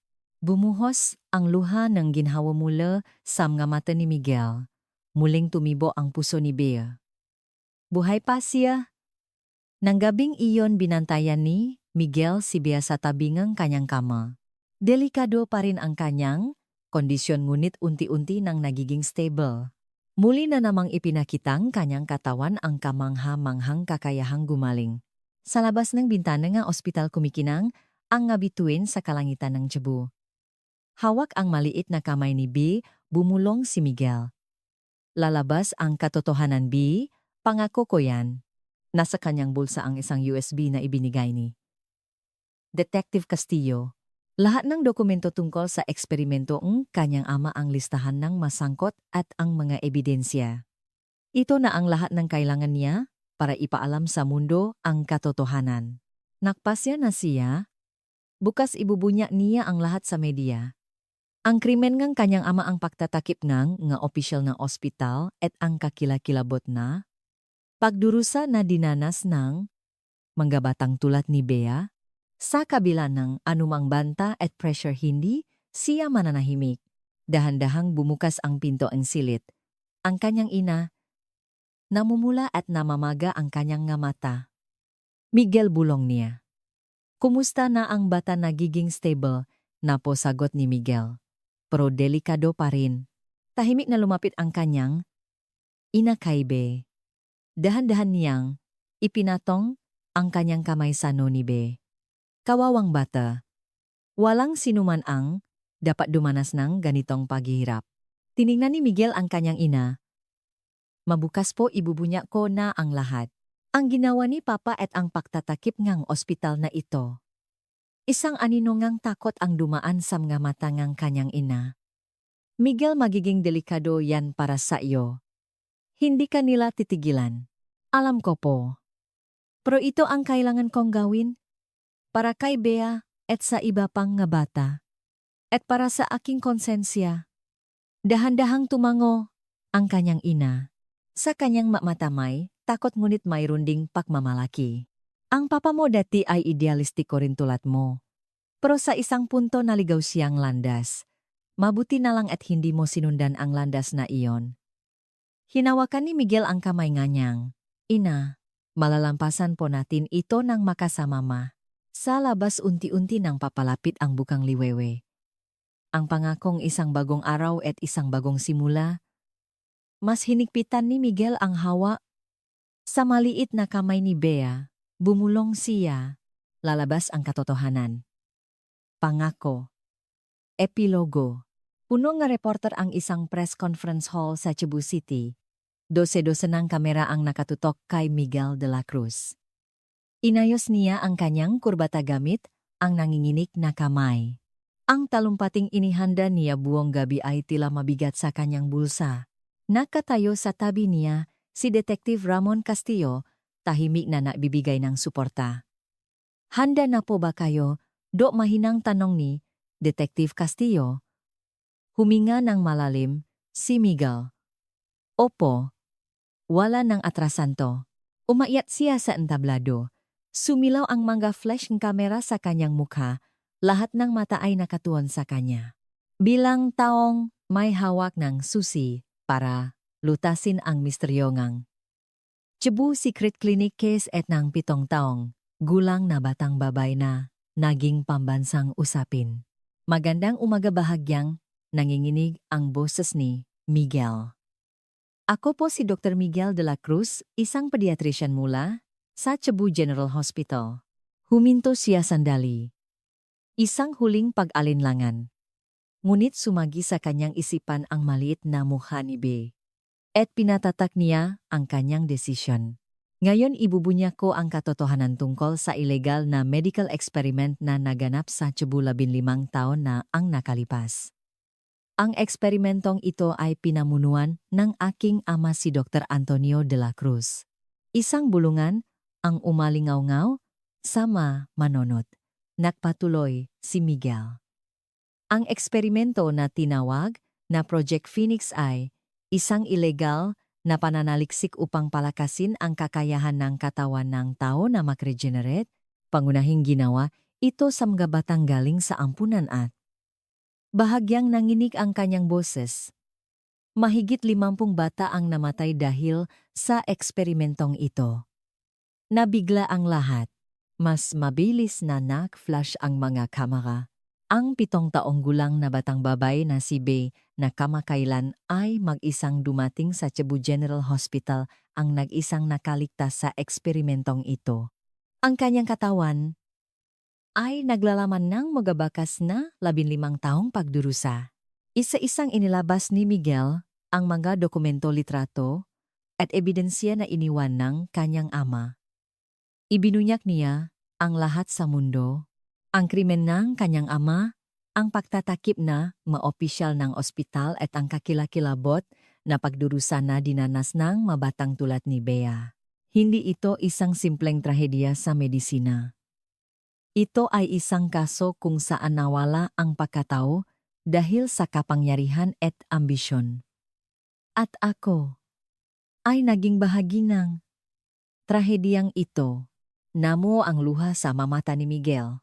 Ikinuwento niya ang kanyang karanasan ang pagmamanipula sa kanyang alaala na ginawa ng niyang ama at ang malabong mga alaala na bumagabak sa kanya sa loob ng 15 taon. Ngayon nakpasya akong basagin ang katahimikan. Dahil gaano man kasakit, ang katotohanan ito lamang ang makapagpapalaya sa atin. Pagkatapos ang press conference bumalik, si Miguel sa ospital kasama si Detective Castillo. Kakaibang gumaan ang kanyang pakiramdam. Tila nabunutan siya ang isang mabigat na pasanin na dinala niya sa lupang 15 taon. Nasa gitna ng kaguluhan ang ospital. Punong nga reporter ang lobby at inaaresto nga pulis ang ilang matataas na opisyal kabilang si Hospital Director Joseph Lasco. Lahat sila ay akusado sa pagtatakip sa Project Phoenix.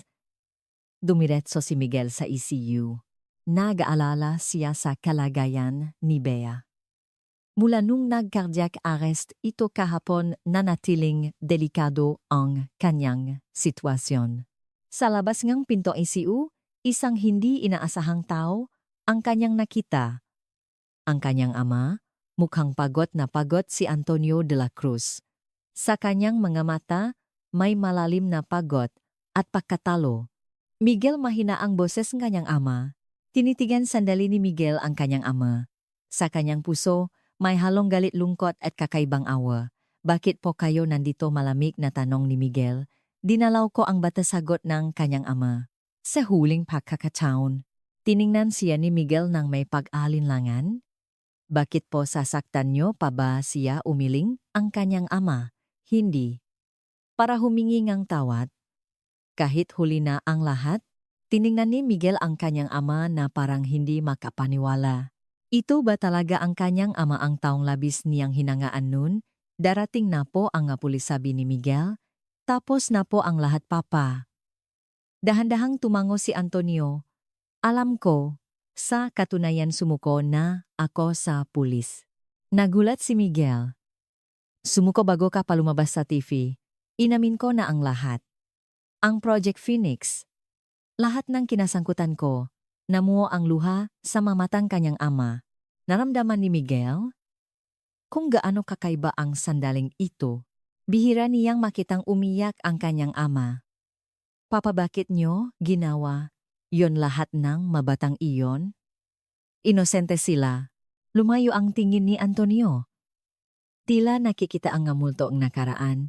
Nung una inisip kong para ito sa sangkatauhan.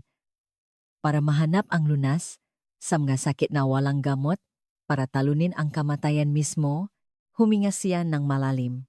Pero unti-unti naging sarili ko itong ambisyon, sarili kong pagnanasa, ang ilusyon na pwede akong maging Diyos. At sa proseso nawala ang pagkatao ko. Hindi alam ni Miguel ang sasabihin. Sa isang bahagi ngang kanyang puso kinamumuhian pa rin niya ang kanyang ama.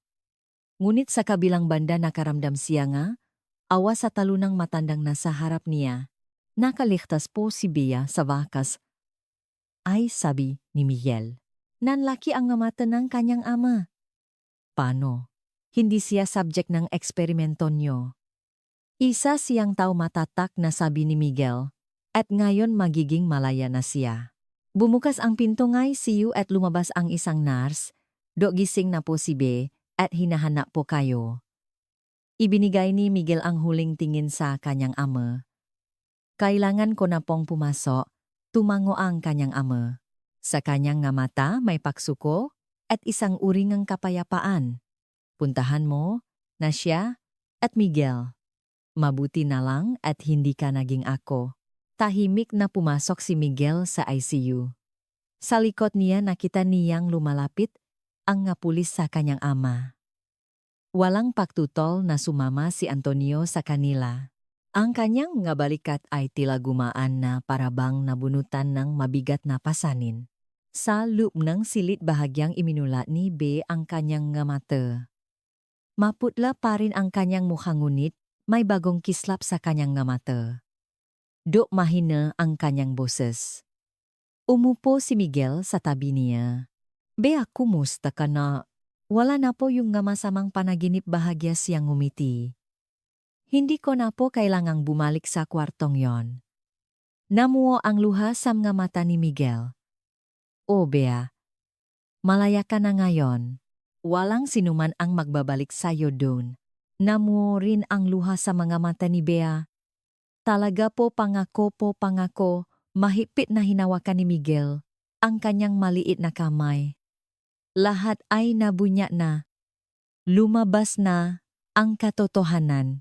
Sa labas ng bintana naging maaliwalas ang kalangitan kang. Cebu. Tumila na ang ulan at pumasok ang sikat kang araw sa silid. Tila maging ang kalikasan ay nagdiriwang sa sandaling itong paglilinis. Ilang araw ang lumipas at unti-unting gumaling si Bea.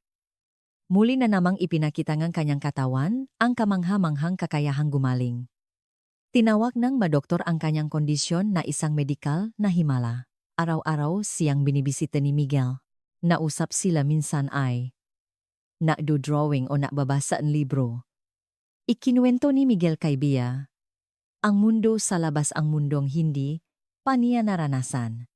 May malalaking puno sa parke, Bea. At kumakanta ang maibon. Magugustuhan mo yon. Kumislap sa kuryosidad at pag-asa ang nga mata ni Bea. Talaga po, makakapunta rin po ba ako doon balang araw? O naman, ngumiti si Miguel. Kapag lubusan ka ng gumaling, sabay tayong pupunta. Ang kasoong Cebu Illegal Clinic ay nagdulot ng pambansang paggabigla. Si Antonio de la Cruz at ang iba pang nga sangkot ay naaresto na at naghihintay ng paglilitis.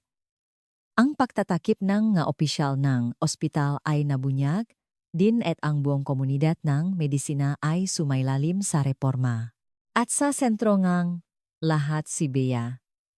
Ang maliit na batang babae na tiniis ang lahat ng pagdurusa. Ang kanyang kwento ay umantik sa puso ngang maraming tao at bumuhos ang suporta para sa kanya mula sa buong bansa. Sa araw kanyang paglabas, sa ospital naghihintay si na Miguel Detective Castillo at isang social worker mula sa DSWD para kay Bea. Sa unang pagkakataon hindi na hospital gown ang suot ni Bea kundi mga bagong damit. Isang maliwanag na dilaw na bestida at puting sapatos. Sa kanyang mukha mayroong maingat na pag-asa. Handa ka na ba, Bea? Tanong ni Miguel. Tumango si Bea. Hinanap ngang kanyang mali na kamay ang kamay ni Miguel. Paglabas nila ngang ospital, isang mainit na sikat ng araw ang sumalubong sa kanila. Ipinikit sandali ni Bea ang kanyang mamata at naramdaman ang sikat ng araw sa kanyang mukha. Ito ang pinakamagandang pakiramdam na natatandaan niya. Saan po ako pupunta? Tanong ni Bea. Sa social worker. Mananatili ka muna sa isang temporary shelter habang hinahanapan ka namin ng mabuting pamilya, mabait na sagot ng social worker. Huwag kang mag-alala. Ligtas at maganda ang lugar na iyon. Isang aninongang pag-alala ang dumaan sa mga mata ni Bea. Napansin ito ni Miguel. Bea. Lumuhod siya para makpantay ang kanilang nga mata. Iba na ang lahat ngayon. Hindi mo na kailangang matakot. At madalas kitang bibisitahin. Isang maliit na ngiti ang sumilay sa mukha ni Bea. Sa unang pagkakataon, ito ay isang tunay na ngiti ang kagalakan. Pangako po, pangako, buong pusong sagot ni Miguel. Habang naglalakad sila papunta sa sasakyan, huling tiningnan ni Bea ang ospital. Doon siya dumanas ng pagdurusa ngunit doon din siya naligtas. Kasama pa rin niya ang nakaraan ngunit sa kanyang harapan may isang bagong simula. Sa loob ng sasakyan tiningnan ni Bea ang mundo sa labas na may mga matang punong kuryosidad. Mga punong gagusalim nga tao ang kagandahan ng pang-araw-araw na buhay na hindi pa niya naranasan. Tingning ni Miguel ang kanyang maliit na profile. Punong komplikadong emosyon ang kanyang puso. Lungkot, pag-asa, determinasyon at isang uri ng kapayapaan. Lumabas na ang katotohanan at ang hustisya ay nasa proseso na at si Bea malaya na. Masakit ang katotohanan ngunit mas nakamamatay ang katahimikan bulong niya sa kanyang sarili. Iyon ang pinakamahalagang aral na natutunan niya sa lahat ng ito. Biglang lumingon si Bea sa kanya at sa unang pagkakataon tumawa ng malakas. Sa sandaling iyon alam na ni Miguel. Sa kabilang lahat ng sakit at pakikibaka sulit ang lahat. Ang kwento ni Bea ay hindi lamang isang medical mystery. Ito ay isang makapangyarihang testimonya sa madilim na bahagi nga ating lipunan at sa kakayahan ng kaluluwa nga tao na bumangon. Nang pinili ni Dr.